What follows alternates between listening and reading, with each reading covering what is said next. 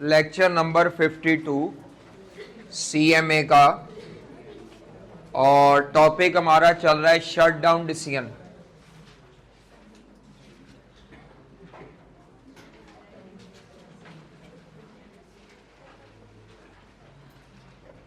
Shut down decision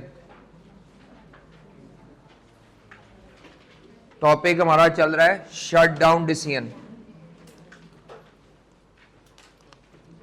हमने आपको कल क्वेश्चन दिया था, क्वेश्चन नंबर 2, सयाब लिमिटेड, शायद सयाब लिमिटेड, क्वेश्चन नंबर 2 ऐसे ही है।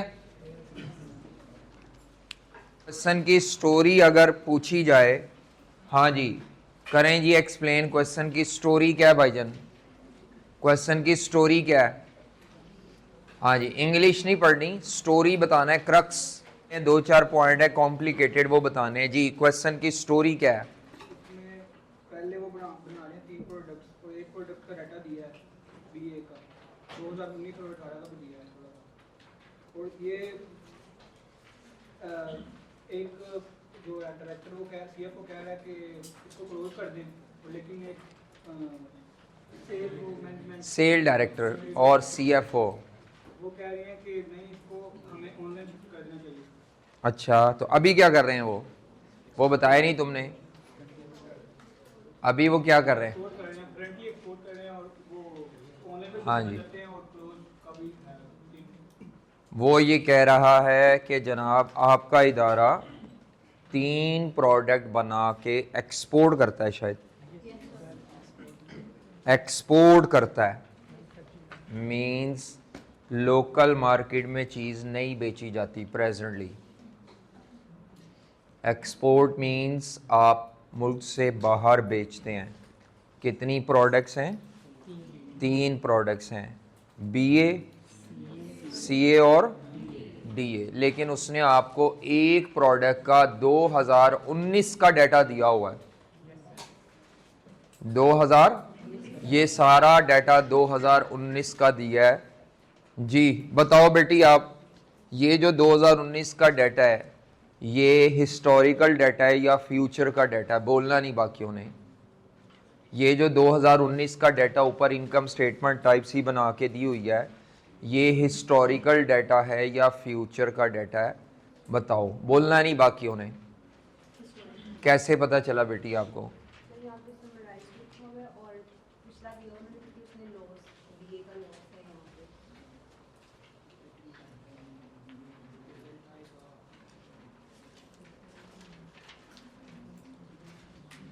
जी, कहता है summarized operating result for the year 2019 are as follows. 2019 के ये रिजल्ट हैं।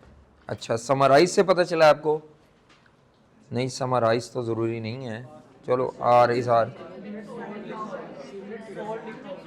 हाँ यूनिट सोल्ड लिखा हुआ है, यहाँ से हिंट मिल रहा है, समराइज का नहीं। हाँ, यहाँ पे लिखा होता ना for summarize result for the recent year ended, तो क्रिस्टल क्लियर हो जाता ऊपर से ही। इसमें स्टेटमेंट के अंदर जो लाइन लिखी है यूनिट सोल्ड, वहाँ से पता चल रहा है ये गुजरे हुए साल का डाटा है,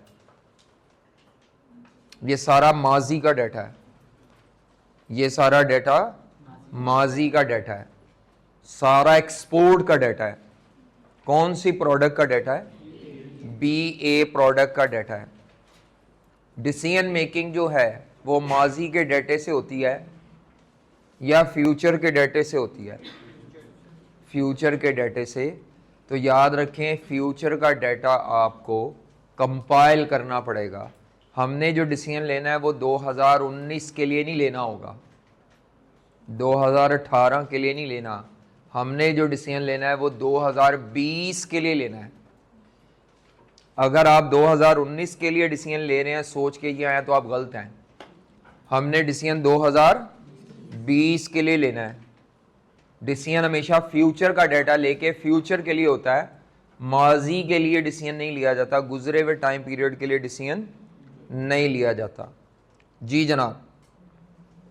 हाँ भी जनाब, आप बताएं, ये जब प्रोडक्ट बीए एक्सपोर्ट कर रहे हैं तो उसका 1 यूनिट कितने का बेच रहे हैं 2019 में? बताएं, बोलना नहीं बाकियों ने। 1 यूनिट कितने का बेच रहे हैं? डाटा आपके सामने है, करके आए हो जी? बताओ 1 यूनिट कितने का बेच रहे हैं? 1 यूनिट कितने का बेच रहे हैं? 50 कैसे आया? 1 यूनिट कितने का बेच रहे हैं? कैसे निकाला बेटा 50? 150 ओवर 150 क्या चीज है? Sales revenue. कहां लिखा हुआ है सेल्स रेवेन्यू? Unit sold. तो बताएं जी कैसे होगा जी? 50 कैसे निकाला है आपने मेरे बेटे? बोले 150 ओवर 30। अब आप ऊपर यूनिट्स रख रहे हो और नीचे रुपीज रख रहे हो, उल्टा कर रहे हो। वजह? कंफ्यूज क्यों होते हो जब सवाल पूछा जाता है? भाई अपने पाँव पे खड़े रहें। बेटा सेल प्राइस पर यूनिट पूछी है तो तुम्हें रुपीज ऊपर रखने हैं। 30 मिलियन डिवाइडेड बाय, या तो इसको डिवाइड करें। उल्टा क्यों करते हो? पहले भी तुमने ये हरकत एक आधी दफा की है। हाँ जी, क्या है 30,000 डिवाइडेड बाय 1,50,000 कितने का बेच रहे हैं? 200 रुपए का 1 यूनिट बेच रहे हैं।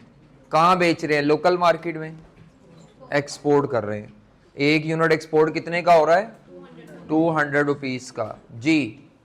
बताओ भाई, आप ही बताओ, इसमें जो स्टेटमेंट दी है इसमें वेरिएबल कॉस्ट कौन कौन सी है? नाम बताओ, बोलना नहीं बाकियों ने।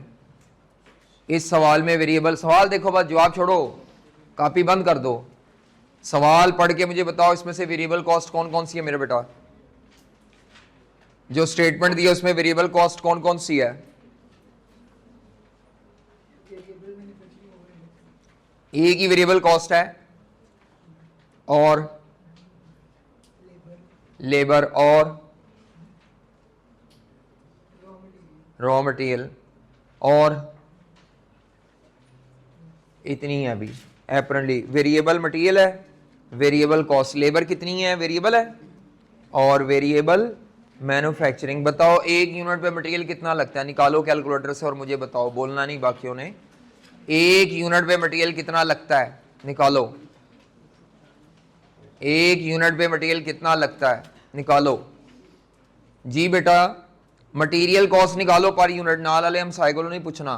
बताओ मटेरियल कॉस्ट पर यूनिट कैसे आएगी?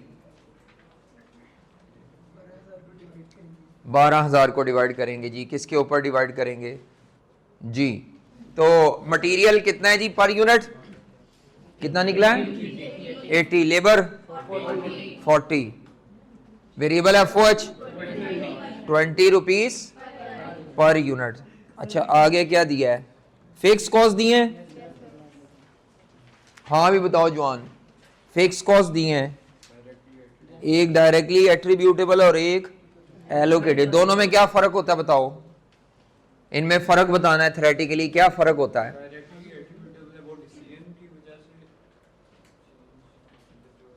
मुझे नहीं पता, सोच समझ के बताओ। डायरेक्टली एट्रीब्यूटेबल फिक्स कॉस्ट का क्या मतलब है और एलोकेटेड फिक्स कॉस्ट का क्या मतलब है? डायरेक्टली एट्रीब्यूटेबल फिक्स कॉस्ट का क्या मतलब है और एलोकेटेड का क्या मतलब है जी? दोनों में क्या फर्क है? मतलब बताना है क्या होती हैं ये। डायरेक्टली एट्रीब्यूटेबल और एलोकेटेड में क्या फर्क है?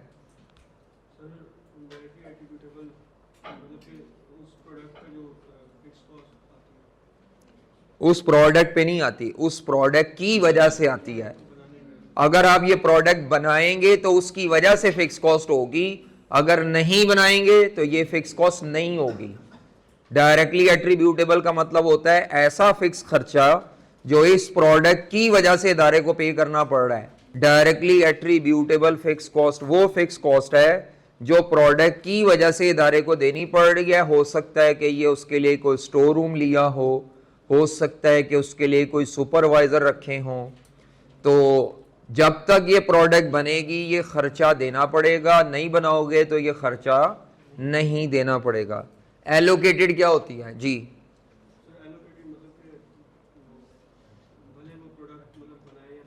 नहीं नहीं, होती क्या है वो, ये तो चलो उसका आप बता रहे हो ना, नहीं बनाए ना, वो तो उसके उल्ट समझ आती है। एलोकेटेड क्या होती है? हाँ जी, एलोकेटेड फिक्स कॉस्ट क्या होती है?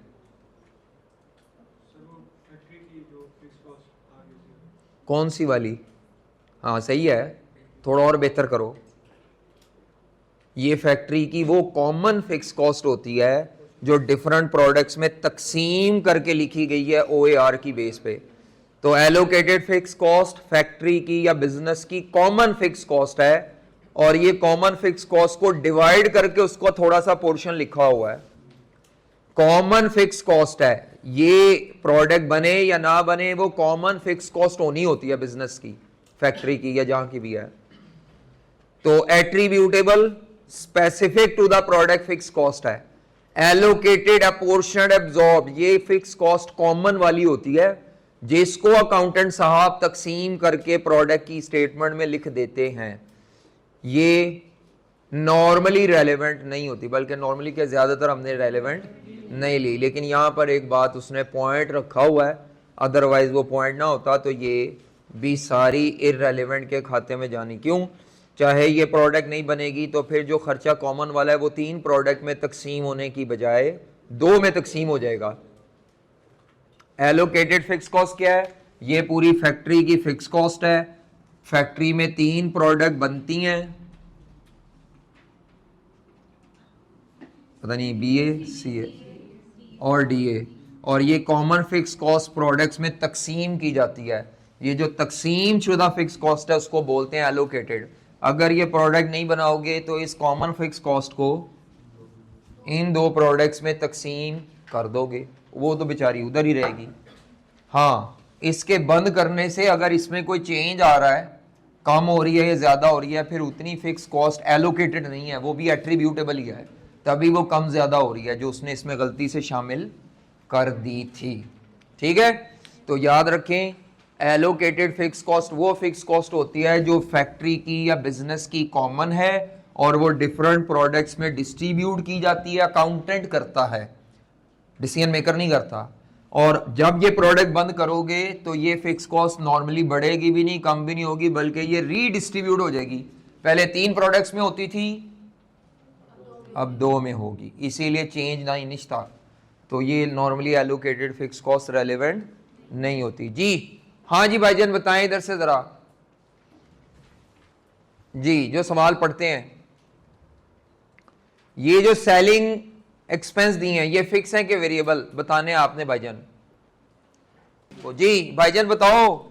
सर ये वो जो मेडिसिन ओ भाई नीचे नहीं पढ़ना, इधर से देख के बस बताओ मुझे कि ये फिक्स्ड है कि वेरिएबल है, बस। यूनिट्स की वजह से आई है, और अगर तो हमारे यूनिट चेंज होंगे तो इसमें भी चेंज आएगा, तो यूनिट से चेंज हो रही तो वेरिएबल है। यूनिट चेंज होंगे तो ये वेरिएबल है। हाँ जी, ऊपर यूनिट ज्यादा थे, हाँ जी, तो सेमी वेरिएबल है ये। आप कहें ना वेरिएबल है ना फिक्स्ड है, सर जी ये सेमी वेरिएबल है। मैं क्यों बोलता सेमी वेरिएबल? वजह बेसिक में मैंने बताया था, जब भी 2 वॉल्यूम के साथ कॉस्ट आ जाए पहले क्या करना है। देखो आपको कितने यूनिट्स दिए हुए 2018 के 15, इधर देखो बस लिखने की तरफ भागते हो। पिछले साल 1,56,250 यूनिट थे और कॉस्ट क्या थी 80, और 2019 में 1,50,000 यूनिट्स और 70। मैंने बेसिक्स में बताया था जब भी कोई कॉस्ट टोटल में दी हो और 2 वॉल्यूम पे दी हो तो हम वॉल्यूम के जरिए उस कॉस्ट को पहचानते हैं, नाम वाला रट्टा बाद में चला जाता है। इस बच्चे ने नाम का रट्टा लगाया हुआ है कि सेलिंग होती फिक्स है। बेटा जब वॉल्यूम आ जाए तो नाम वाला रट्टा खत्म। मैंने कहा था फिक्स और वेरिएबल पहचानने के 2 तरीके हैं, थ्रू वॉल्यूम। आजकल जाके बेसिक पढ़ो, मिड टर्म आ रहा है, ऐसे ऐसे खतरनाक सवाल देने मैंने उसमें। तो अब ये वॉल्यूम के साथ भाईजान मैंने बताया था जब वॉल्यूम चेंज होता है तो ये भी चेंज होगी। ये वेरिएबल और सेमी वेरिएबल दोनों में फटा है, इसको पर यूनिट पे निकाल के देखना था। अगर ये पर यूनिट पे सेम आ जाती, अगर ये पर यूनिट पे इस खर्चे को इस पे डिवाइड करके देखते, देखने में अभी ये वेरिएबल भी लग रही है, सेमी वेरिएबल भी लग से हो सकती है। अगर ये दोनों रकमें सेम होती तो फिक्स कहते। ये जिनको फिक्स नजर आ रही है वो तो अल्लाह ने उनकी नजर कमजोर कर दी है फॉर द टाइम बीइंग, अल्लाह उनको हदायत दे। जिनको ये फिक्स नजर आ रही है, देखो यूनिट कम होने से ये कम हो रही है, इसका मतलब है थोड़ा बहुत तो इसमें शायद कोई वेरिएबल पाया जाता है। तो आपने क्या करना था, इस खर्चे को इस यूनिट पे डिवाइड करके देखना था। अगर पर यूनिट सेम आ जाता तो ये वो फिर वेरिएबल होती। ये क्या आता है 50, क्योंकि ये पर यूनिट पे चेंज हो गई है। तो मैंने बेसिक में बताया था वॉल्यूम बढ़ेगा और टोटल में कॉस्ट बढ़ेगी, लेकिन पर यूनिट पे अगर सेम रहेगी तो वो वेरिएबल है। ये वेरिएबल की पहचान बताई थी। सेमी वेरिएबल की क्या पहचान थी, ये डब्बा बनाया था उधर भी। सेमी वेरिएबल की पहचान थी कि वॉल्यूम बढ़ेगा तो ये टोटल में बढ़ेगी, पर यूनिट पे ये कम होगी, या वॉल्यूम गिरेगा टोटल में गिरेगी, पर यूनिट पे बढ़ जाएगी। तो आपने तो पहले ये चेक करना था कि ये वेरिएबल है सेमी वेरिएबल है। अब चेक करने के लिए आपने क्या करना है, आपने वॉल्यूम के साथ इसको डिवाइड करके चेक करना है। अगर ये दोनों आती 51.52 51.52 तो फिर ये कंफर्म हो जाता कि ये वेरिएबल है। फिक्स तो ये नजर ही आ रही है टोटलिटी में। फिक्स का असूल था, फिक्स का था असूल के फिक्स कॉस्ट जो है वॉल्यूम बढ़े या कम हो, फिक्स कॉस्ट टोटल में सेम रहती है। हाँ, यहाँ पे अगर 156 और 150 होने के बावजूद ये 8050 होती, नीचे वाली भी 8050 होती, तो फिर ये फिक्स थी। क्या बताया, पता लग गया? उस वक्त भी बहुत बड़ा सर हिलाते हैं हम जब पहले पढ़ा था। पता लग गया असूल क्या है? असूल क्या है? क्या असूल है? पहले अगर कोई कॉस्ट वो, हाँ मैं ये वॉल्यूम उड़ा देता पिछले साल वाला, उसने बोल्ड करके क्यों दिया है? आंखें जिनकी कमजोर हैं उन्हें नजर आ जाए मैंने 2 वॉल्यूम दिए हैं। ऊपर वाला भी वॉल्यूम भी बोल्ड किया, नीचे खर्चा भी बोल्ड किया। क्यों? ताकि आप कहीं निगलेक्ट ना कर जाएं, और आप कर गए निगलेक्ट। जब भी 2 वॉल्यूम के साथ कोई कॉस्ट आ जाए तो आपने नाम का रट्टा नहीं लगाना कि सेलिंग फिक्स होती है। बेटा कॉस्ट में कोई बात हतमी नहीं है, रूल हतमी है। वो रूल क्या है कि अगर आपको वॉल्यूम के साथ 2 खर्चे दिए हों तो आपको, अगर तो वो खर्चा वॉल्यूम के चेंज होने से चेंज ना हो रहा होता तो फिर फिक्स था, फिर तो नजर आ गया। लेकिन पर यूनिट निकाले बगैर आप तयन कर ही नहीं सकते। अब इस पे लगना था हाई लो, लगा भाई हाई लो, पकड़ कैलकुलेटर हाई लो लगाओ इस पे। सेमी वेरिएबल पे हाई लो लगता है ताकि इसमें से फिक्स और वेरिएबल सेपरेट कर दें। हाई लो लगाओ, हाई लो। अभी मैं किसी से चेक करता हूं, आज आप लोगों ने करना है सवाल। तो ये हाई लो ऐसे लगता है, high and low point method.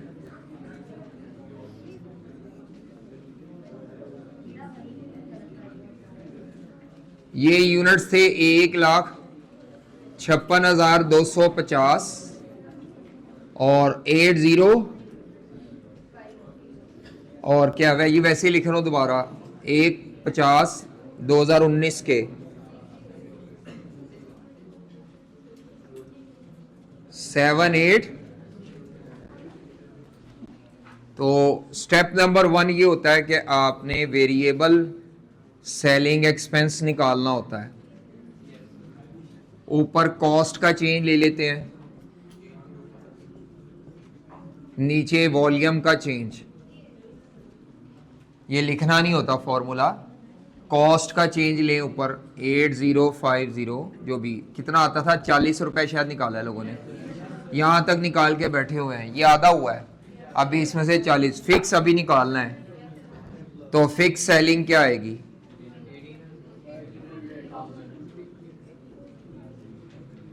Fix selling, तो इसमें टोटल कॉस्ट कोई भी उठा के लिख दो। ये बैलेंसिंग फिगर फाइंड करनी होती है। हाँ जी 15 ये था, तो 1800 की फिक्स कॉस्ट आ जाती है। ठीक है, 18 लाख की फिक्स कॉस्ट आती है।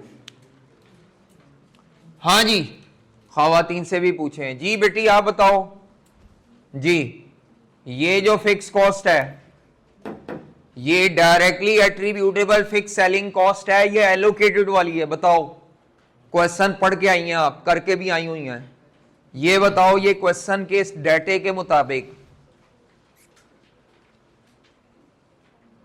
ये डायरेक्टली एट्रीब्यूटेबल फिक्स सेलिंग है या ये एलोकेटेड वाली फिक्स सेलिंग है? कैसे पता चला? कैसे पता चला? डायरेक्टली एट्रीब्यूटेबल कह रही हैं आप, कहां लिखा हुआ है इसके साथ डायरेक्टली है? ये तो छुपी हुई थी। हाँ जी बताओ, आपको कैसे पता चला जी? हाँ जी बेटी। नहीं, बीए के डाटा में तो एलोकेटेड भी दी हुई थी बेटी। आपको क्वेश्चन में क्लियर लिखा हुआ है कहीं ना कहीं, ध्यान नाल दोबारा सवाल वेख कुड़िए। सवाल पढ़ना बहुत जरूरी है। मिड टर्म के पेपर में जो फेल होंगे वो अपने सवाल पढ़ने में नाकामी से फेल होंगे, और ये गोल्डन अपॉर्चुनिटी है अपने वीक कॉन्सेप्ट्स को कवर अप करने की। यहां से मुझे पता लग गया कि आप लोगों ने तो अभी मिड टर्म की तैयारी शुरू नहीं की। हाँ जी बेटी, कहीं मिला कि ये फिक्स सेलिंग एट्रीब्यूटेबल है या एलोकेटेड है?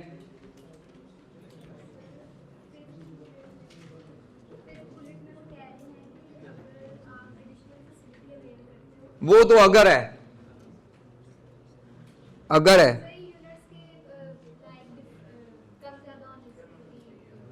फिक्स सेलिंग गलत बता रही हैं आप। कोई और पैराग्राफ है जहां से ये पता चल रहा है? गलत पैराग्राफ पकड़ा है, दोबारा देखो। 5वां पैराग्राफ नहीं है, वो तो ऑनलाइन जाने की वजह से कुछ कह रहा है।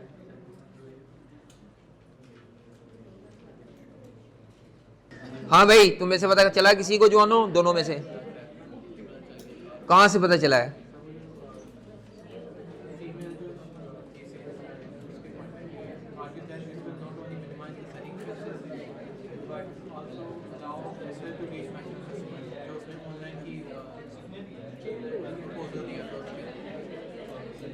अच्छा ठीक है, ये भी है, सही है, मिल गया।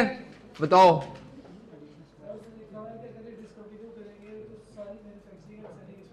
हाँ, ये मेन लाइन है, ये मेन लाइन है जहां से पता चल रहा है सारी मैन्युफैक्चरिंग अगर डिसकंटिन्यू किया तो सारी मैन्युफैक्चरिंग और सेलिंग सारी में वेरिएबल सेलिंग भी गई अगर ये मैन्युफैक्चरिंग बंद करेंगे। बाकी कमजोर पॉइंट्स हैं जहां पे वो कह रहे हैं ना सेलिंग इतनी कम हो गई, वो भी हिंट है कि ये एट्रीब्यूटेबल है, वो मैं रिजेक्ट नहीं कर रहा, वो भी हिंट है। लेकिन असल लाइन ये है, इस लाइन ने आपको हिंट देना है कि इस इदारे की जो फिक्स सेलिंग कॉस्ट है वो एलोकेटेड वाली, सॉरी इस प्रोडक्ट की यहाँ ये इस इदारे की जो फिक्स सेलिंग है वो एट्रीब्यूटेबल है, एलोकेटेड वाली नहीं है। हाँ, ये लाइन उड़ा दूं फिर वो मजबूरी के वही पॉइंट्स हैं कि वो जो कम कर रहा है, कभी 5% कर रहा है, कभी 10 कह रहा है, कभी एक लाइन उन्होंने पढ़ी है, वो खातून डायरेक्टर कह रही है कि हमारे सेलिंग एक्सपेंस बचेंगे, वो लाइन भी हिंट है। एक नहीं है वैसे, कई हिंट हैं, लेकिन जो सबसे एक स्ट्रॉन्ग हिंट होता है ना वो यही है। जब भी वो कह दे कि ये प्रोडक्ट अगर बंद करें तो ये सारा खर्चा बच जाएगा, इसका मतलब है कि वेरिएबल तो बचना ही था, फिक्स भी अगर बच रहा है तो वो डायरेक्टली एट्रीब्यूटेबल फिक्स कॉस्ट है तभी बच रही है, नहीं तो वो कहां बचे? अगर एलोकेटेड हो तो वो नहीं बचेगी। ठीक है, मेरी बात समझ आ रही है? आप ये कह सकते हैं सर इसका मतलब है 4-5 जगह पे इंडिकेशन है जी। पहली इंडिकेशन जहां उसने कहा सारी खर्चे बंद करने से बचेंगे। दूसरा इंडिकेशन वो सेल डायरेक्टर ने कहा अगर हम ऑनलाइन पे शिफ्ट हो गए ना तो सेलिंग एक्सपेंस क्या कह रहा था, क्या मिनिमाइज, ये कोई सेल डायरेक्टर का कोई पैराग्राफ है, मुझे नहीं पता अब कहां पे है, देखो है कहीं, और एक नीचे जाके कहीं पे 10% के पता नहीं कितने फीसद सेलिंग कम की है। हाँ वो चलो वो वाली भी कह सकते हैं, ये जो इस बच्ची ने पॉइंट आउट की थी, लेकिन ये कमजोर है कि जमाल एक्सप्रेस हैंडलिंग कुछ पता नहीं कुछ और हैंडलिंग की सर्विस ले तो हो जाएगी। वह इस तरह कई जगह से मल्टीपल हिंट्स मिल रहे हैं, लेकिन जो स्ट्रॉन्ग हिंट आइंदा के लिए याद रखना, एट्रीब्यूटेबल फिक्स मैन्युफैक्चरिंग या एट्रीब्यूटेबल फिक्स सेलिंग के लिए ये बात ज़हन में रखना कि वो हिंट होगा कि अगर आप प्रोडक्ट बंद करेंगे तो वो खर्चा सारे का सारा बच जाएगा, ये जितना बचेगा। हमने पहला सवाल मेक और बाय में किया था, आपको नहीं याद? उसमें 70 रुपए पर यूनिट की फिक्स कॉस्ट दी हुई थी। मेक और बाय का पहला सवाल, सितारा टेक्सटाइल, चेक करो, कटो मेक और बाय का पहला सवाल, छोटा सा इतनी 4 लाइनों का सवाल था। मेक और बाय का छोटा सा सवाल था, 70 रुपए पर यूनिट थी। उसमें भी यही लिखा हुआ था कि अगर आप इसको बनाना छोड़ के खरीदने की तरफ जाएंगे तो इसकी फिक्स कॉस्ट में से 30 रुपए की एलिमिनेट होगी, सारी नहीं होगी। कितनी होगी? वो 30 रुपए डायरेक्टली एट्रीब्यूटेबल थी। यही फिक्रा वहां पे भी था। तो आपका वहां सिर्फ ये था कि हम बनाना छोड़ के खरीदने की तरफ जा रहे हैं, या हम बनाना छोड़ना चाह रहे हैं, तो वो खरीदना खरीदना तो नहीं है, लेकिन वो फिक्रा आपको फिक्स कॉस्ट का इधर भी मिला है, ये इधर भी था ये। तो इसमें से मैंने कितनी को डायरेक्टली एट्रीब्यूटेबल ट्रीट किया था? 70 को नहीं किया था, 30 को किया था, बाकी एलोकेटेड थी, जितनी कम नहीं हो रही। चलो वापस आओ सवाल पे, आगे बातें पूछनी है जी, आगे बातें पूछनी है जी। हाँ जी भाईजान, इधर से खवातीन में जी। बेटी आप बताएं, हमने डिसीजन किस साल का लेना है? लास्ट रो में जो बैठी हैं बेटी, हमने डिसीजन किस साल के लिए लेना है? 2020 के लिए लेना है। कहा कहीं नहीं, बस एक जगह उसने नेक्स्ट ईयर का वर्ड लिखा हुआ है। वो कहां लिखा हुआ है नेक्स्ट ईयर? कहीं लिखा हुआ है? जरा देखो पूरे सवाल में कहीं एक जगह सिर्फ नेक्स्ट ईयर लिखा हुआ है। ये ना डाटा बड़ा छुपा छुपा के लिखा हुआ है सवाल में, आंखें खोल के 2-3 दफा पढ़ना था सवाल। एक तो डाटे की लेंथ देख के बच्चे वैसे ही डर जाते हैं, हालांकि सवाल में है कुछ नहीं, वेल एक्सप्लेन्ड क्वेश्चन है। प्रीवियस लिखा हुआ है, क्या लिखा है? हाँ अच्छा अच्छा सॉरी, डिमांड या पता नहीं क्या वॉल्यूम प्रीवियस ईयर के मुकाबले में। अब बच्चे ये प्रीवियस ईयर समझते हैं 2018, नहीं 2019 तो रिसेंट था वो, तो 2019 के मुकाबले, अच्छा नेक्स्ट ईयर नहीं लिखा, सॉरी, प्रीवियस ईयर के मुकाबले में इंक्रीज होगा। ऑनलाइन यहां से पता चल रहा है कि 2019 जो गुजरा हुआ प्रीवियस ईयर था, जो अभी खत्म हुआ है, उसका एक्चुअल डाटा दिया है, तो 2020 में आपकी सेल ज्यादा होगी। ठीक है, 2020 में सेल कितनी ज्यादा होगी? हाँ जी, सिर्फ ऑनलाइन के केस में। सिर्फ किस केस में? एक्सपोर्ट केस में नहीं। अब यहां पर एक मसला पैदा होता है, मेरा सॉल्यूशन बच्चे देखते हैं तो वो कहते हैं सर जी देखें, हमें तो यहां पे 2 कॉलम बनाने हैं। सीएफओ कहता था बंद करो सब कुछ। सीएफओ क्या कहता था? बंद कर दो बीए को। तो सीएफओ के एंगल से अगर आप देखें तो क्लोज ऑप्शन बन गई। सेल डायरेक्टर ये कहती है कि नहीं, हमें कंटिन्यू करना चाहिए। और कंटिन्यू भी कैसे करना चाहिए? ऑनलाइन लोकल मार्केट में, एक्सपोर्ट का नहीं कह रही, वो क्या कह रही है? तो ये 2 मेन ऑप्शन है। लेकिन मैंने बीच में एक और एक्स्ट्रा कॉलम भी बनाया है, और वो एक्स्ट्रा कॉलम ये है कि कहीं उसने एक्सपोर्ट के मुतालिक जो है ना वो नहीं कहा, तो जब कंटिन्यू ऑप्शन करेंगे तो एक्सपोर्ट में जानबूझ के खुद लिख रहा हूं, हो सकता है शायद एक्सपोर्ट वाला ही ज्यादा फायदेमंद हो। करंट सिचुएशन भी लिखनी होती है अगर कुछ क्लैरिफाई ना किया हो। कल वाले सवाल में करंट सिचुएशन जो 50,000 वाले यूनिट थे वो लेबर के जाने की वजह से जाया हुआ, नहीं तो मैंने वो भी कॉलम बनाना था। मैंने कल 3 कॉलम बनाने थे कंटिन्यू में, 50,000 यूनिट्स, 30,000 और कल मैंने 50 वाला मिस क्यों किया? करंट वो लेबर छोड़ गई, जिसके नतीजे में मजबूरन आपका 50,000 वाला प्लान तो अब पॉसिबल ही। यहां पे सवाल को खामोश रखा गया है। 2 लोगों की आपस में ये बहस चल रही है, एक कहता है चलाना नहीं, दूसरी कहती है नहीं चलाना है, लेकिन हम कहते हैं भाई असी भी है क्या, हमारी भी सोच है कि हो सकता है कि चलाने में वो जो पहले एक्सपोर्ट वाला काम था, एक्सपोर्ट करंट सिचुएशन है असल में। मेरे हिसाब से यहाँ 3 कॉलम आप बना सकते हैं, करंट सिचुएशन और आगे प्रपोज सिचुएशन। प्रपोज में भी एक्सपोर्ट ऑनलाइन या क्लोज।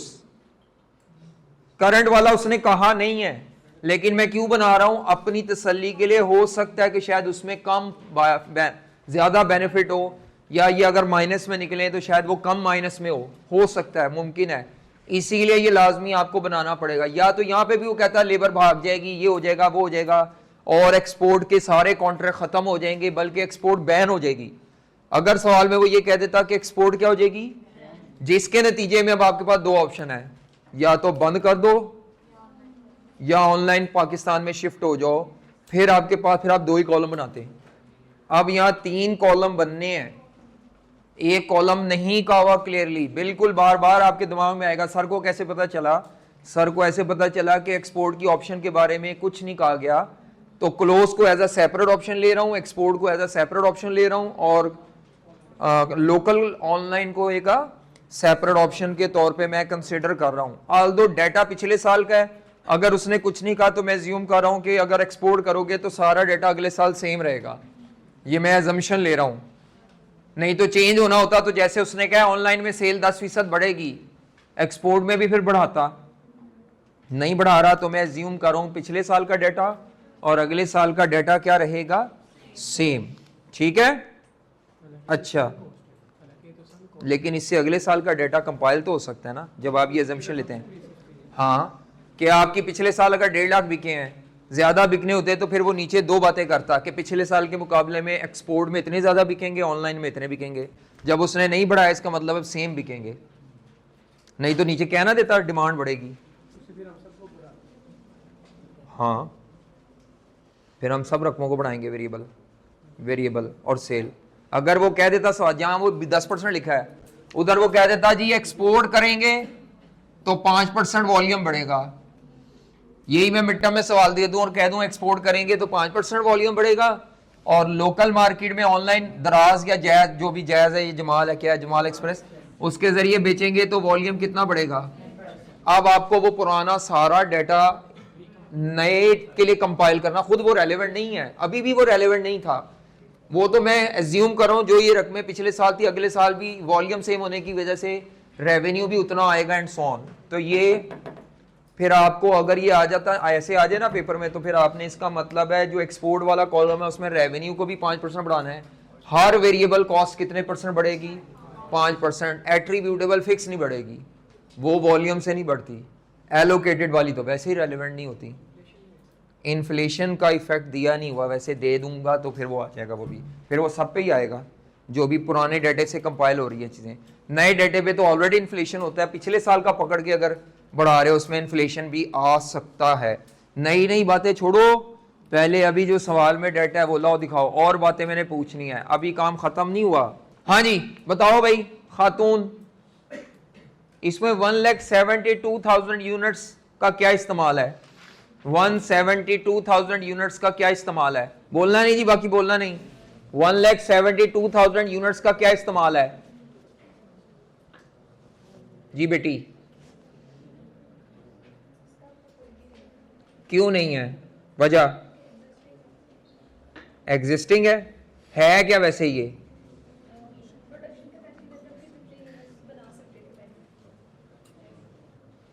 जितने यूनिट्स, गलत। हाँ जी बेटी बताओ ये क्या है, हाँ ज्यादा से ज्यादा प्रोडक्शन कैपेसिटी का मतलब है you can produce maximum 172,000। Simple कहना सर जी ये बोलते ज्यादा से ज्यादा ये बना सकते हैं, बस ज्यादा से ज्यादा का लफ्ज नहीं बोलेंगे, अवेलेबल कहें इधर उधर कहें, वैसे तो वो अवेलेबल भी मैक्सिमम ही होता है, लेकिन आपको ये याद रखना है जब लफ्ज आ जाए प्रोडक्शन कैपेसिटी तो उसका मतलब होता है, इसके 3-4 नाम होते हैं सुन लें, production capacity, installed capacity, maximum capacity, overall capacity, ये सारे नाम एक ही हैं, टोटल कैपेसिटी, ये सारे नाम इसी के हैं। प्रोडक्शन कैपेसिटी का मतलब है ज्यादा से ज्यादा आप 1,72,000 यूनिट बना के बेच सकते हैं, लेकिन हमें जरूरत ही नहीं पड़ी क्योंकि पहले हमारी डिमांड होती थी 1.5 लाख, अब जो डिमांड है हमारी ऑनलाइन में वो भी 1,72 से ऊपर की नहीं है। जब 1,72 से ज्यादा कस्टमर आपके पास आएंगे ना, तब आपको लाले पड़ेंगे कि यार ये कैपेसिटी तो कम पड़ रही है। तो 172,000 जो है ये क्या चीज है, maximum units that you can produce. इसके क्या नाम होते हैं, total capacity, overall capacity, maximum capacity, installed capacity. 100% capacity, percentage में ये 100% होती है, 100% कैपेसिटी, ये सारे नाम इसके होते हैं।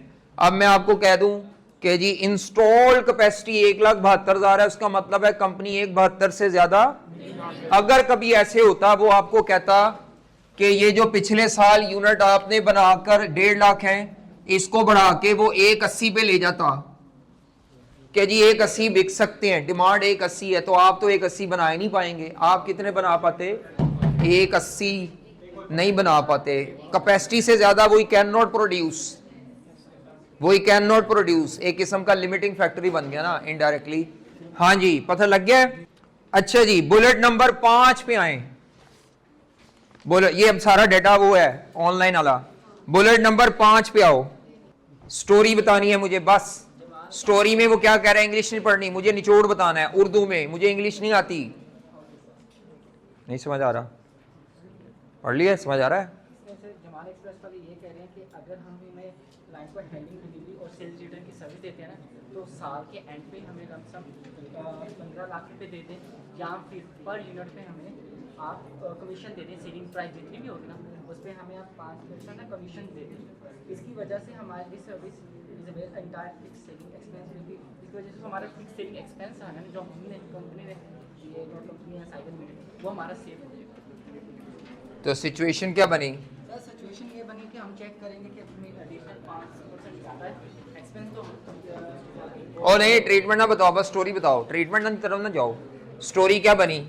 स्टोरी यही है कि हमने डिसाइड करना है कि हम उसे कमीशन दे दें 5% सेलिंग पे, यहाँ पे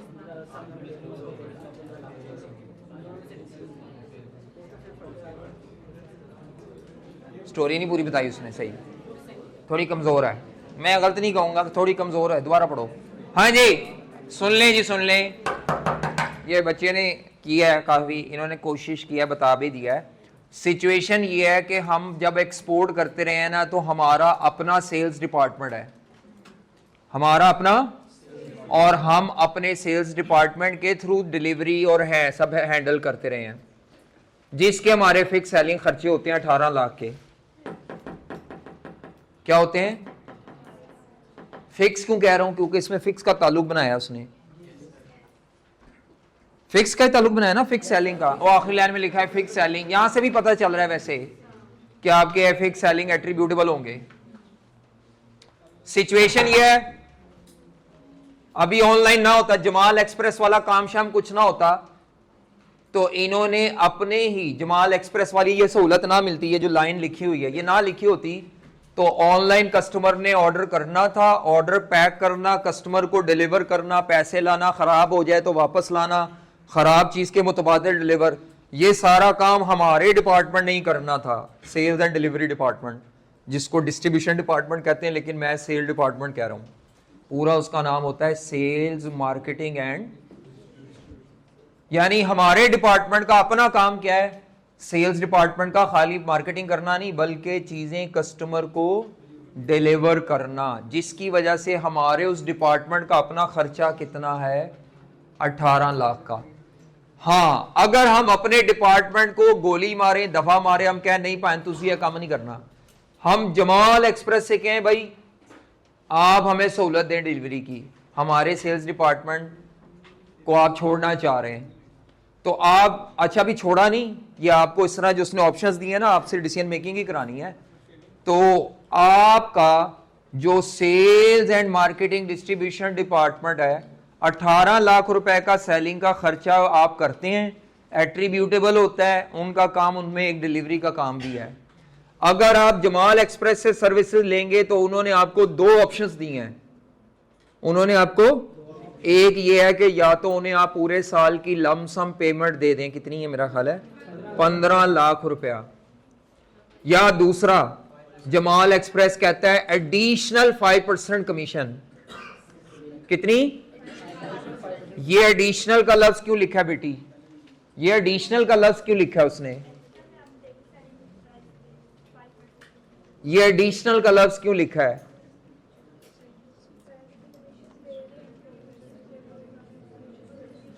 क्वेश्चन में बेटी 2 कमीशंस हैं, एक तो आपने उनका प्लेटफॉर्म यूज करने की वजह से देनी है, हाँ वो सब्सक्रिप्शन के लिए या मुतबादिल वो क्या, एक्चुअली आप उनका ये बिल्कुल दराज.pk की तरह कोई प्लेटफॉर्म होगा तो हमने उनका प्लेटफॉर्म यूज करने की वजह से 2% की कमीशन देनी है या जो भी, ये उस 2 के अलावा है, इसीलिए लफ्ज एडिशनल लिखा हुआ है। ये ना समझिएगा ये 2% भी इसमें शामिल है, नहीं, वो 2 अलहदा है, ये 5% अलहदा है। इस 5% का ताल्लुक डिलीवरी हैंडलिंग के साथ है, उस 2% का ताल्लुक उनका कोई प्लेटफॉर्म की सब्सक्रिप्शन या कोई चार्जेस हैं जो वो आपसे कहते हैं हमें चार्जेस दो हमारा प्लेटफॉर्म यूज करने के, दोनों में फर्क है। यानी मैं अपनी वहां पे दुकान खोल रहा हूं तो दुकान खोलने के वो चार्जेस हैं, दुकान का माल ग्राहक तक पहुंचाने के चार्जेस में वो कहता है या मुझे 15 लाख दे दो या जमाल एक्सप्रेस को आपको एक्स्ट्रा और क्या देना पड़ेगी, 5% कमीशन। ठीक है, मैंने इसके सोल्यूशन में मैं इसको कैसे करता हूं, मैं पहले यहां पे बनाता हूं 2 main situation. Use own sales department for delivery, ये कहा कहीं नहीं है लेकिन आपको दिमाग में होना चाहिए हमारा अपना डिपार्टमेंट है। अगर हम अपना डिपार्टमेंट यूज करते हैं तो हमारी कॉस्ट होगी 18 लाख रुपए की सेलिंग, ये एक साइड पे लिख दें कंपैरिजन के लिए। अगर हम अपना डिपार्टमेंट यू बनाते हैं, बना हुआ डिपार्टमेंट ही यूज करते हैं डिलीवरी के लिए, जमाल एक्सप्रेस की वेबसाइट यूज कर रहे हैं, डिलीवरी सर्विस नहीं अभी यूज कर रहे। अगर हम अपने डिपार्टमेंट से सारी डिलीवरीज मैनेज करते हैं, रिटर्न्स भी खुद ही मैनेज करते हैं, तो हमारा डिपार्टमेंट चलाने का खर्चा 18 लाख। अगर नहीं करते तो ये 18 बचेगा, लेकिन मैंने बचत नहीं लेनी, मैंने कहा था मैं खर्चे लूंगा। अगर आप अपना डिपार्टमेंट चलाते हैं तो 18 लाख का खर्चा है। अगर आप जमाल एक्सप्रेस की तरफ जाते हैं तो वहां पे भी 2 ऑप्शंस हैं, नीचे बुलेट 1 बुलेट 2 बनेगा। पहली क्या लिखा मैंने, use own department to manage the deliveries, selling expense 18 हो गया। Use Jamal express to handle the deliveries, lumpsum payment 15 lakh, 5% additional commission. अब वो जो सेल का बनेगा पता नहीं 1485 बनता है या कितना बनता है, 18 लाख यहां से आया था फिक्स सेलिंग का, 1485। अब आपके पास समझ लें 3 कॉस्ट आई हैं। कितनी कॉस्ट आई हैं, 3। पहली कौन सी है, अगर हम डिलीवरीज, आई कैप ने अपने सोल्यूशन में ये कंपैरिजन नहीं दिखाए होते, उन्होंने डायरेक्ट आंसर लिखा होता है। ये कंपैरिजन आपको अपने दिमाग में करने हैं या कॉपी पे करने हैं। अगर हम अपना ही डिपार्टमेंट यूज करते, सेल्स डिपार्टमेंट फॉर डिलीवरी, तो हमारे डिपार्टमेंट को चलाने की जो एट्रीब्यूटेबल फिक्स कॉस्ट थी वो 18 लाख रुपया हमें देनी पड़नी थी। अच्छा, दूसरे नंबर पर अगर हम जमाल एक्सप्रेस को यूज करते हैं तो उधर हमारे पास 2 ऑप्शंस हैं। पहली लमसम वाली है, पता नहीं लमसम कितनी अमाउंट है, 15 लाख, और 15 लाख की कॉस्ट। उसके बाद या दूसरी कमीशन वाली 1485 बनती है, वो सेल का लेना है, 5% पर यूनिट सेल का भी ले सकते हैं, लेकिन टोटल सेल का ले लो, जल्दी निकल आएगा। टोटल सेल कैसे आएगी, 180 रुपए का 1 यूनिट बिकता है, 65,000 एक 65 यूनिट्स, जो भी रेवेन्यू आता है, रेवेन्यू का 5% ले लो, इतना ही जो भी आता है वो वैसे ऊपर टेबल में निकला भी होगा। हाँ, उसका 5%। जो बच्चा 180 का 5% लेगा ना, वो 1 यूनिट की पहले कमीशन निकाल रहा है और फिर वो इनटू यूनिट्स करेगा, वो भी तरीका ठीक है। मेरी आदत है, मैंने अगर ऊपर रेवेन्यू टोटल निकाला हुआ है तो दफा मारो वो टोटल रेवेन्यू पे 5% निकाली जाओ। जहां भी 5% ऑफ सेल का है तो रेवेन्यू का ले लो 5% जी। अब ये भी कॉस्ट है, हमारे पास 3 ऑप्शन हो गई हैं किस्म की।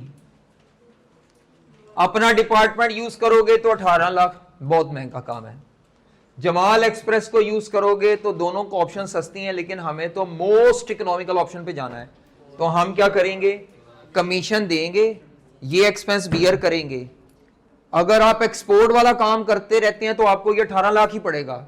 अगर आप ऑनलाइन पे शिफ्ट होते हैं तो ये 18 लाख नहीं पड़ेगा, वहां डैश डाल देंगे, बल्कि उसकी जगह हम ये कॉस्ट पे करेंगे 1485 जमाल एक्सप्रेस वाले कॉलम में।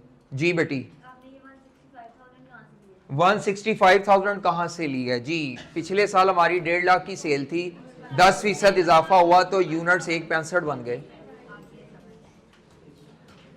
10% यूनिट बढ़ाओ, 165 यूनिट्स। ये पॉइंट थोड़ा टेक्निकल था, बल्कि यही सबसे मुश्किल पॉइंट था। यही सबसे मुश्किल था। और इसकी प्रेजेंटेशन कैसे होगी पता नहीं, मैंने वहां कैसे किया है मुझे नहीं याद रहता, मैं जब सवाल कर लेता हूं। मेरे हिसाब से जब आप वो हल करेंगे, क्या नाम है, क्लोज वाला ऑप्शन, उसमें तो फिक्स सेलिंग एक्सपेंस अगर लिखूंगा तो जीरो आना ही नहीं, एक्सपेंस लिख रहा हूं। जब मैं एक्सपोर्ट वाला काम करूंगा, एक्सपोर्ट वाला काम में फिक्स सेलिंग पूरी लिखूंगा 18 लाख, और जब जमाल एक्सप्रेस वाला ऑनलाइन वाला काम करूंगा तो फिर इसकी जगह 1485 लिखूं, ये कॉस्ट लिखूंगा। क्या कहते हो? सेविंग नहीं लिखनी, एक्सपेंस लिखना है, ठीक है। 1485 इधर क्यों नहीं लिखा? क्योंकि वो खर्चा नहीं हो रहा।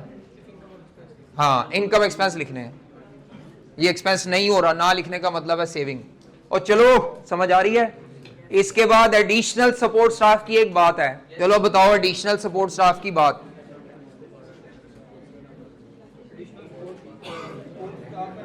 ओ भाई इंग्लिश नहीं पढ़नी, क्रक्स बताओ बस बेटा। ये कोई किसी बच्चे को इसमें मसला, क्या मसला है? यस वाले इसमें कोई मसला, ये जो पॉइंट किया है। चलें आगे जी, एडिशनल सपोर्ट स्टाफ वाले पे आओ, क्या कहता है? समरी बताओ, बस निचोड़ बताना है। सपोर्ट स्टाफ है ना, जो 2 लाख पर मंथ पे उन्होंने हायर करना है, तो 12 मंथ के ले लेंगे। सपोर्ट स्टाफ का मतलब प्रोडक्शन स्टाफ नहीं होता, कोई हेल्प करने का स्टाफ होता है। अब किस डिपार्टमेंट में चाहिए ये पहले ही लाइन पढ़ के नहीं पता चलेगा, नीचे जाके कहीं सेलिंग सूलिंग का जिक्र है, सेलिंग सूलिंग का कहीं जिक्र है, तो ये बात ज़हन में रखना, ये फैक्ट्री में सपोर्ट स्टाफ नहीं है, नहीं तो ये तो हेल्पिंग स्टाफ होता है। Support staff means helping. यहां पर हेल्पर चाहिए जो डब्बे उठाएंगे, डब्बे पैक करेंगे, ये मुराद है। सेलमैन नहीं है ये छोटा हेल्पिंग स्टाफ है। सपोर्ट स्टाफ किस डिपार्टमेंट में चाहिए वो पहले नहीं पता लग रहा, वो कहीं आगे जाके फिक्रा पढ़ोगे तो सेलिंग का लफ्ज शायद नजर आ जाए, कहीं है कहीं पे सेलिंग सुलिंग कुछ लफ्ज लिखा हो शायद। वेरिएबल सेलिंग एक्सपेंस इससे 10% बढ़ेंगे या कम, यहां से हिंट मिल रहा है कि ये असल में सेल्स डिपार्टमेंट में होगा। कई बच्चे समझते हैं सर सपोर्ट स्टाफ, आपने कहा था सपोर्ट डिपार्टमेंट, सपोर्ट तो फैक्ट्री में होता है। वो अगर प्रोडक्शन के किसी पैराग्राफ में या उसमें कहीं यहाँ पर मैं फैक्ट्री का जिक्र लिख दूं ना, या वेरिएबल ओवरहेड्स कह दूं बढ़ जाएंगे, फिर हम कहेंगे कि वो फैक्ट्री का सपोर्ट स्टाफ है। ये किस डिपार्टमेंट में सपोर्ट स्टाफ चाहिए? सेलिंग डिपार्टमेंट में। जो ऑर्डर शॉर्डर पैक करेगा, उठा के डब्बे गाड़ी में रखेगा, ये वो स्टाफ है, हेल्पिंग स्टाफ। कितनी कॉस्ट है? 2 लाख पर मंथ। आएंगे कहां से बंदे? ये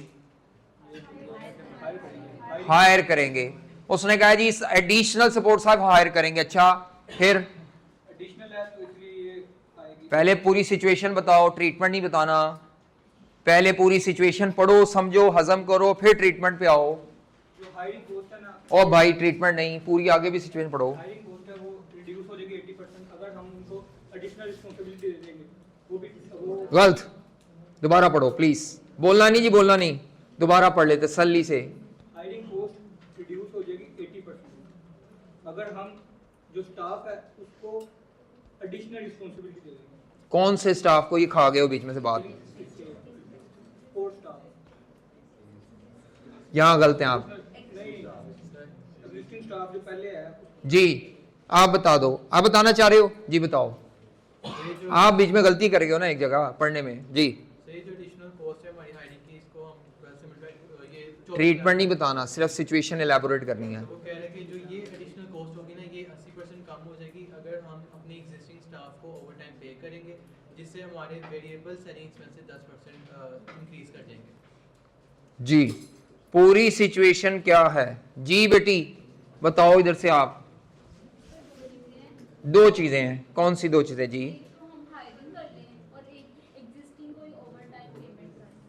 हाँ जी, वो कहती हैं 2 चीजें हैं। आपको एडिशनल सपोर्ट स्टाफ चाहिए, या तो नए बंदे रख लो, या नए बंदे ना रखो, पुरानों को एक्स्ट्रा जिम्मेदारियां दे दो ओवर टाइम दे के। ये बात, इतनी सी बात है बस। नए वालों को एक्स्ट्रा जिम्मेदारियां नहीं देनी। आप जो बता रहे थे उसका मतलब ये था नए लोगों को एक्स्ट्रा जिम्मेदारियां दे दें, नहीं। नए लोग बाजार से रखो, या अगर नए लोग महंगे पड़ रहे हैं तो पुराने लोगों को एक्स्ट्रा जिम्मेदारियां दे दो, साथ थोड़े से फिर भी रखने पड़ेंगे नए बंदे। वो रखने पड़ने हैं। 80% कॉस्ट फिर भी पड़ेगी मेरा ख्याल है, कितनी 80 पड़ेगी 20, हाँ 80 से कम होगी तो 20% तो फिर भी बंदे चाहिए होंगे तकरीबन, 80 तक हो जाएगी। 20 से कम होगी, बस ठीक है। फिर इसका मतलब है 2 लाख ज़रब 12,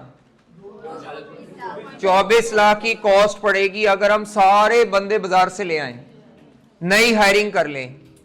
दूसरे केस में अपने पुराने स्टाफ को यूज करें तो 24 लाख का 80% जमा, 10% जो एक्स्ट्रा देना है, लेकिन वो 10% इसका नहीं देना, सेलिंग एक्सपेंस का देना है, वेरिएबल सेलिंग एक्सपेंस का।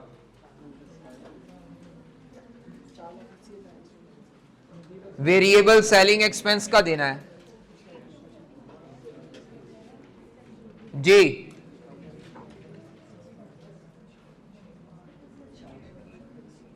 वेरिएबल सेलिंग एक्सपेंस का देना है। चलो बस कल बात करेंगे इसके ऊपर, और टाइम खत्म।